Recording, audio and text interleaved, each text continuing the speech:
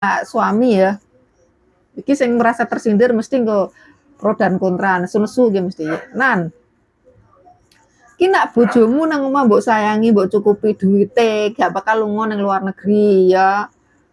Terus gak mungkin wonge yang golek lanang liya, misal ya kowe kuweset nang omah ra gelem kerja ya. Isone lumah-lumah tok, ora turu anggur-angguran. Iku sapa sing ora judeg ya wong wedok ngono kuwi ya. Lah wong wedok mbok pakane apa?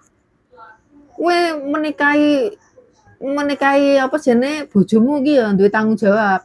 Menafkahi, meneh duit blonjo, duit sembarang, membahagiakan dia ngono.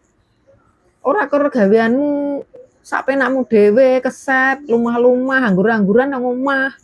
Lah mangan apa ku bojomu ki tanggung jawabmu ya, anak-anakmu. Masa bojomu kon jungkir walik nang omah kerja golek gawean, golek nafkah kanggo mangane anakmu. Anakmu ki lho tanggung jawabmu, ora tanggung jawabe bojomu. Bojomu kon jungkir walik nang omah, kerja apa nak nang omah? Kuwi seharusnya kan tanggung jawabe sing lanang kok.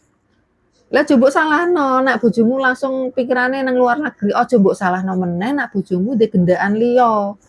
Karena bojomu ki wis wegah, ndelokke awakmu ki lho angguran nang omah, lumah-lumah ora gelem kerja ya sapa wonge ora sepet ndelokke wong lanang ngono kuwi ya bener golek wong liya sing luwih